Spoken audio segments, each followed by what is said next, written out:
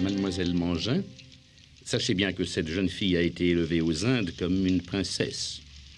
Il faudra faire en sorte qu'elle reçoive ici aussi un traitement de faveur. N'ayez aucune inquiétude, Monsieur Barrow. Vous savez, depuis de nombreuses années, nous avons l'habitude d'accueillir dans notre pension des jeunes filles de l'aristocratie et nous recevons fréquemment des lettres de leurs parents qui nous expriment leurs plus vifs remerciements. Ce que vous me dites me rassure, car j'ai recommandé personnellement votre pension à son père. Ah, je dois aussi vous faire part d'une requête supplémentaire concernant l'accueil de votre futur pensionnaire. Bien sûr, nous ferons tout notre possible pour la satisfaire. Ma demande est donc la suivante. Nous souhaitons disposer d'un emplacement réservé à l'attelage de la jeune fille. Oh, elle dispose d'un attelage particulier? Oui, un attelage tiré par un poney. Je sais bien qu'il s'agit là d'un riche monsieur venant des Indes, mais un père qui met à la disposition de son enfant un attelage personnel, c'est bien la première fois que je vois cela. Mais nous avons une écurie et vous pourrez en disposer. Je vous remercie. Nous avons également engagé un cocher. Mais maintenant, pourriez-vous me faire visiter la chambre que vous avez préparée pour la demoiselle?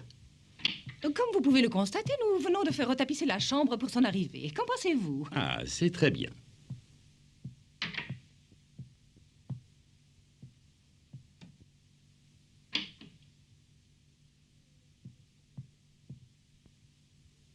Amélia, avez-vous terminé de préparer la chambre? Oui, j'ai fini, ma chère sœur. Eh bien, nous allons la voir maintenant.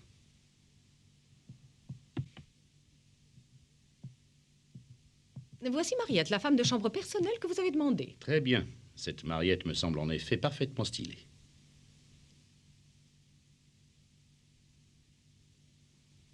Oh, mais ce tableau ne va pas du tout. S'il venait à tomber sur la tête de la jeune fille pendant qu'elle dort, ce serait une catastrophe. Il faut absolument le déplacer. De toute façon, il me semble qu'un dessin représentant des fleurs conviendrait mieux que celui-ci. Amélia, faites donc. Oui, ma chère sœur, puisque vous le souhaitez, je vais le changer immédiatement. Permettez-moi de vous dire que ce lit me semble insuffisamment confortable pour assurer un repos convenable à cette demoiselle. Ah bon? Je vais le changer tout de suite. Amélia. Oh, ne vous inquiétez pas. Son père m'a confié la charge de vous régler toutes les dépenses occasionnées pour son installation. Vous savez, mademoiselle Mangin, le père de cette princesse possède une fortune considérable aux Indes. Il a l'habitude de ne mettre aucune limite aux dépenses de sa fille unique. Il l'aime tellement. Et où se trouve actuellement cette demoiselle et son père? Ils ont pris le bateau des Indes et sont arrivés à Londres depuis 3 jours. Ils occupent actuellement à l'hôtel Savoy une suite qu'ils ont réservée. Vous dites l'hôtel Savoy? Oui, oui, mais ma chère sœur, vous savez bien l'hôtel Savoy. C'est dans cet hôtel que descendent les rois et les gens les plus riches du monde. Johann Strauss en personne, il dirige l'orchestre et tout Londres en parle en ce moment. Voyons.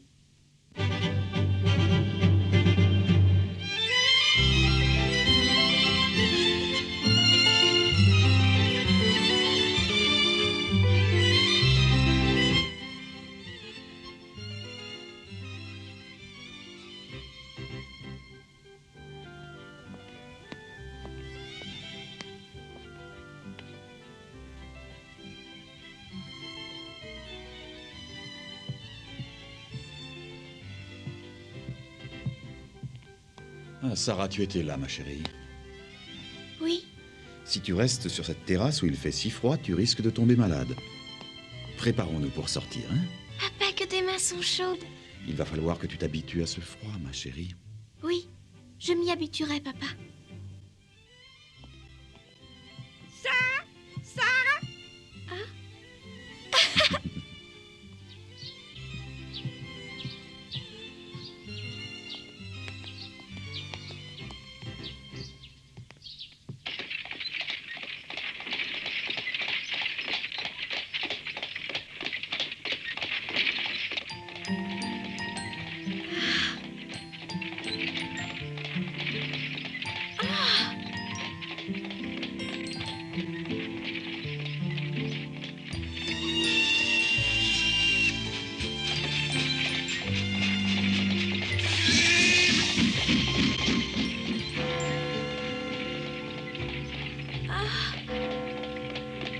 Écoute, c'est la cloche de Big Ben, comme c'est beau.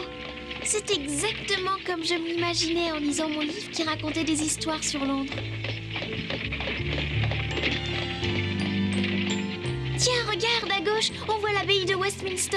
Je vois que tu connais déjà tout Londres grâce au livre que tu as lu avant de venir.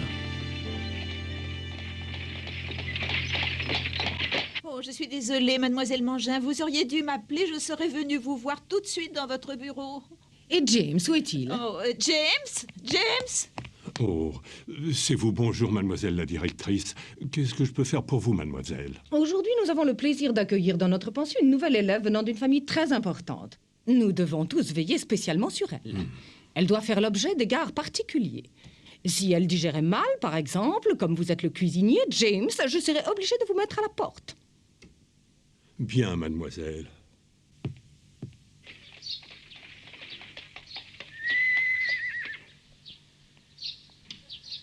Voilà, c'est ici, Sarah, nous y sommes. La mer. La mer. C'est beau. C'est beau. L'argent. Papa, est-ce que je peux frapper moi-même à la porte? Oui, bien sûr.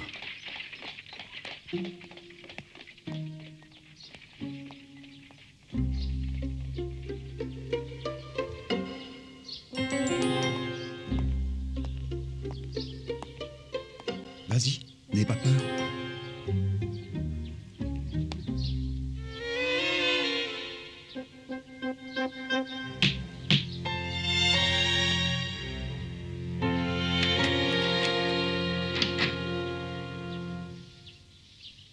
Oh, bonjour, monsieur Crew. Bonjour, mademoiselle Crew. Je suis heureuse de vous voir. Nous vous attendions avec impatience. Je vous en prie, entrez.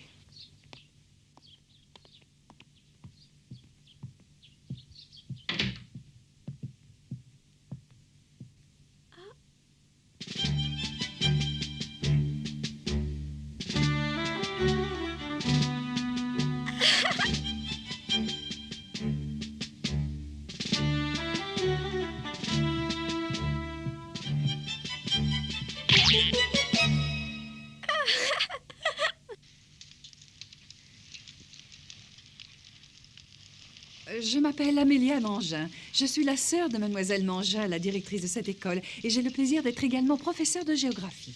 Ravi de vous connaître. Je vais aller prévenir mademoiselle la directrice de votre arrivée. Si vous voulez vous asseoir et patienter un instant.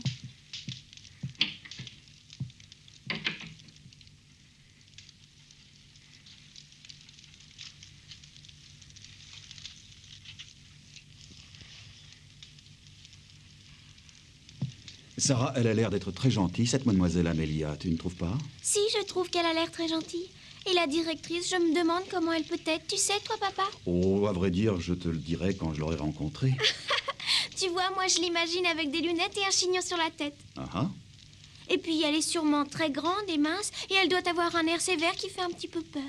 Quelle idée. Pourquoi dis-tu cela, Sarah? C'est parce que mademoiselle Meredith, ma préceptrice quand nous habitions aux Indes, était comme ça, et je crois que toutes les bonnes maîtresses doivent avoir à peu près le même air.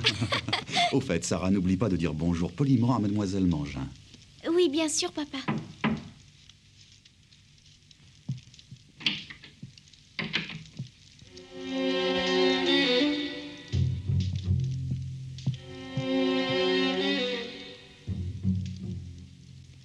Je vous ai fait attendre, excusez-moi. Je me présente, mademoiselle Mangin, la directrice. Enchanté de faire votre connaissance. Voici ma fille Sarah. Sarah? Oh, bonjour, mademoiselle. Je m'appelle Sarah Crew. Je suis enchantée de faire votre connaissance, mademoiselle. Eh bien, mademoiselle Crew, vous me semblez être une charmante enfant. Gentille, bien élevée et probablement très intelligente. C'est un grand honneur pour nous de vous accueillir dans notre pension.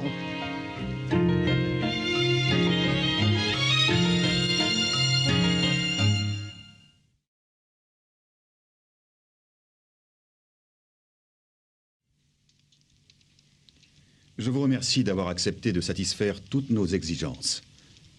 Mais ce n'est rien. Comme c'est courageux à vous, monsieur Crew, d'avoir pris la décision de mettre votre petite Sarah dans notre pension. Je vous en félicite. Oui.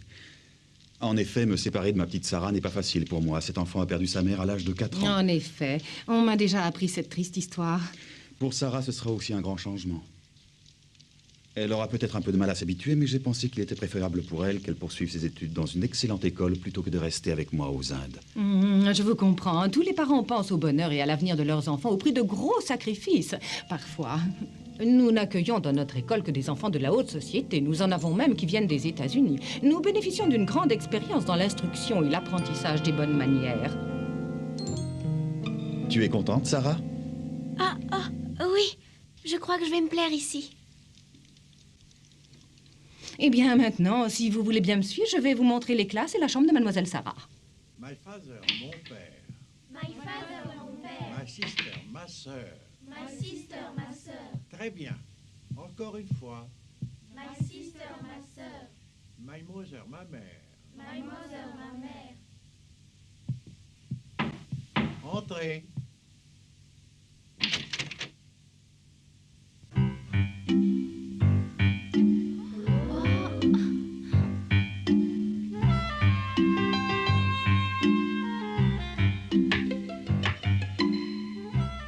Encore une fois, my brother, mon frère. My brother, mon frère.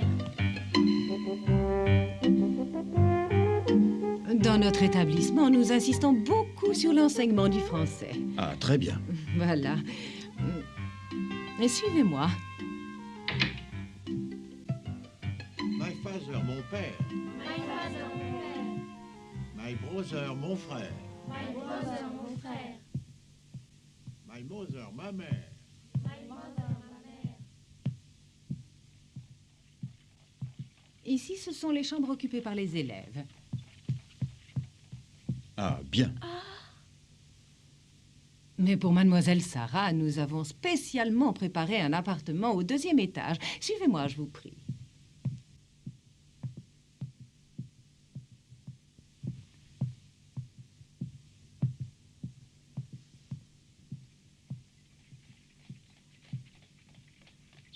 Ici se trouve ma propre chambre.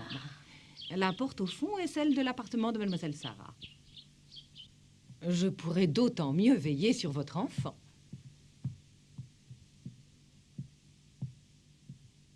Nous allons voir ton appartement, ma petite Sarah. C'est ici. Entrez, je vous en prie.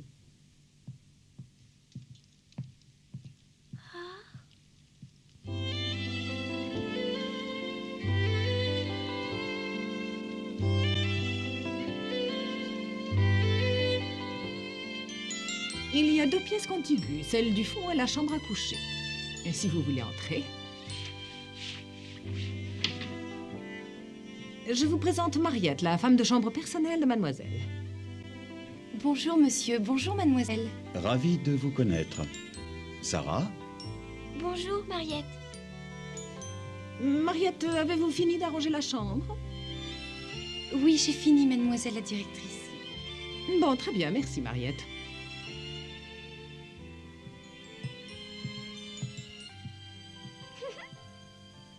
Cette chambre me paraît tout à fait confortable. Ah, je vous remercie, monsieur Crew. Je suis ravie qu'elle vous convienne.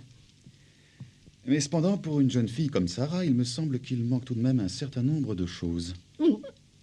Excusez-moi. Je crains qu'il n'y ait pas assez de meubles dans cette pièce. Mais votre fille a donc tant apporté de choses et d'effets personnels? Vous savez, Sarah est née aux Indes. Elle a grandi sans avoir jamais connu le froid. Par conséquent, nous avons complété sa garde-robe à Londres. Sarah a maintenant beaucoup d'affaires. Je vous demanderai donc de bien vouloir ajouter quelques meubles. Oh, mais certainement, monsieur Crew. J'aimerais que vous ajoutiez également une grande bibliothèque. Des livres? Mais nous en avons plein la bibliothèque de l'école. Non, cela ne lui suffira pas. Ma fille adore lire et elle a apporté beaucoup de livres. Eh bien... Je la surnomme parfois mon petit rat de bibliothèque. Je devrais plutôt dire mon loup, car elle dévore les livres avec un bel appétit. Toutes sortes de livres, même des très gros écrits pour des adultes sur l'histoire ou la poésie.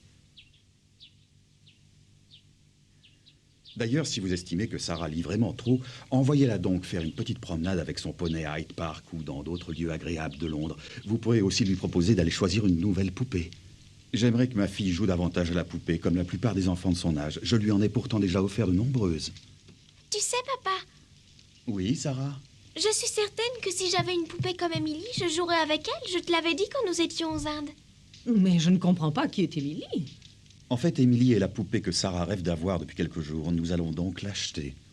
Mais cette poupée qui n'est pas encore achetée a déjà un nom? Oui, effectivement, mais vous savez, Émilie existe déjà dans la tête de Sarah un peu comme une amie. Eh bien, mes compliments. Votre fille a une imagination très développée. Oh oui, depuis son plus jeune âge, Sarah a toujours fait preuve de tant d'imagination qu'il m'arrive même parfois d'avoir du mal à la suivre. À propos, quand pourrons-nous voir l'attelage du poney? Oh, ne vous inquiétez pas, il doit arriver bientôt. On m'a dit que M. Barrow, votre ami avocat, cherchait dans tout Londres pour trouver un joli poney pour promener votre fille. Ah, je vous remercie. Alors Sarah, maintenant il ne te reste plus qu'à trouver un nom pour ton poney. Oui, papa, j'ai déjà trouvé. Mon poney s'appellera Jump. Ah, Jump. Vous voyez, mademoiselle?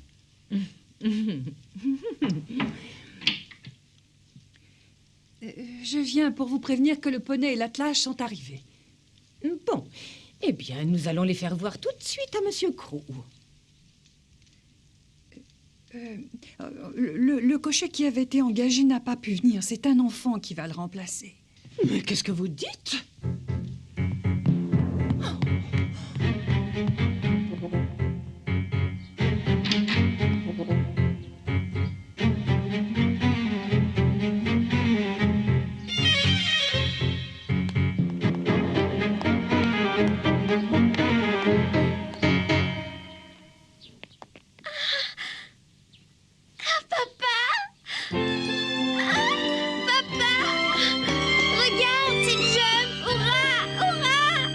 Je ne comprends pas. Qu'est-ce que c'est que cette histoire? Pourquoi ton père n'est-il pas là? Ben, on s'excuse, madame, mais mon père, il a eu un accident. L'autre jour, il est blessé, il n'a pas pu venir. Alors moi, je suis venue pour le remplacer. Il m'a dit que vous pourriez peut-être m'engager à sa place. Comment? C'est absurde.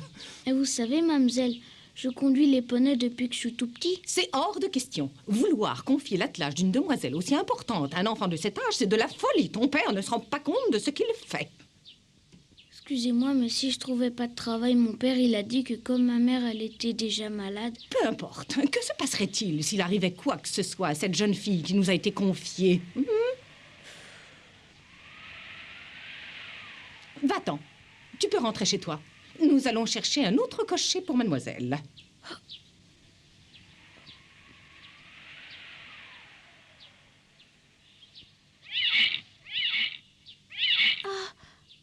Oh, papa, s'il te plaît, je suis sûre que ça ira très bien. Mon Jump a l'air si calme et si doux.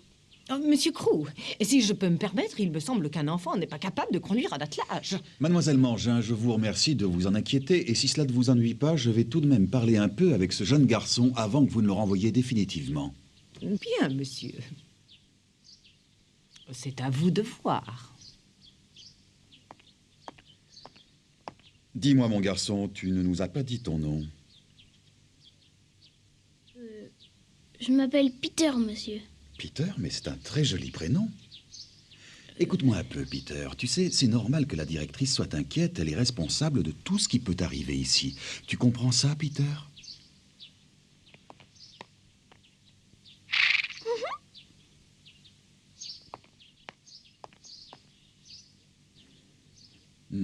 C'est toi qui t'occupes de ce poney. Je te félicite, je le trouve vraiment très bien soigné.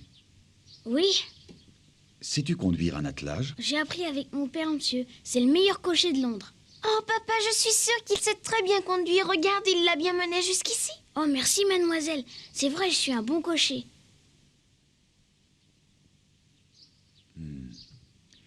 Mademoiselle Mangin, j'espère que vous ne m'en voudrez pas, mais je suis entièrement d'accord avec ma fille pour engager ce jeune garçon comme cocher.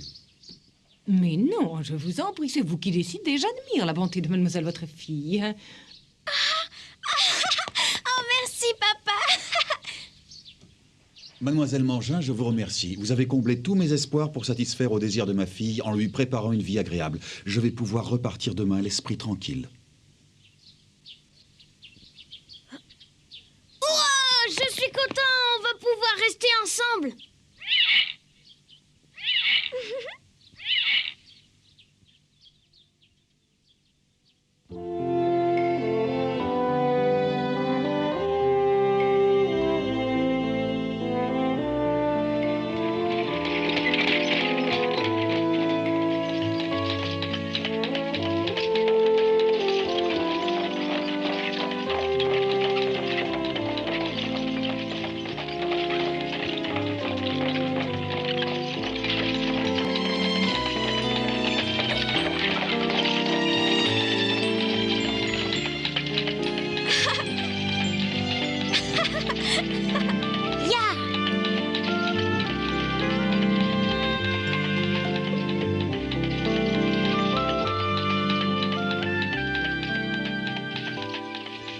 Alors, ma petite Sarah, j'espère que tu vas te plaire dans cette école.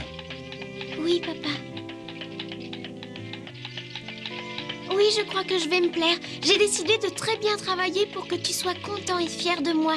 Quand je rentrerai aux Indes pour toujours, je serai une maîtresse de maison parfaite comme l'était maman. Merci, ma petite fille chérie.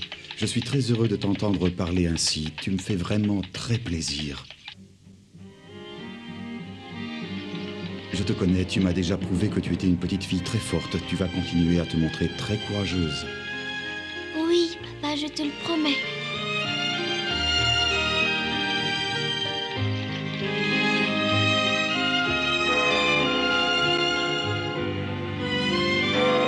Pour ne pas attrister mon papa qui doit repartir demain pour les Indes, je fais tout pour contenir mon chagrin. Il ne nous reste plus qu'une journée à mon papa et à moi pour être ensemble.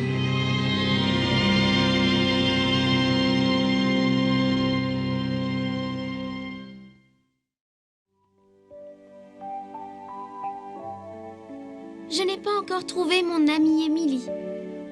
Mais je sens que l'heure approche où nous allons nous rencontrer, puisque mon papa est sur le point de me laisser dans l'hiver londonien. Prochain épisode de La Petite Princesse, la poupée Émilie.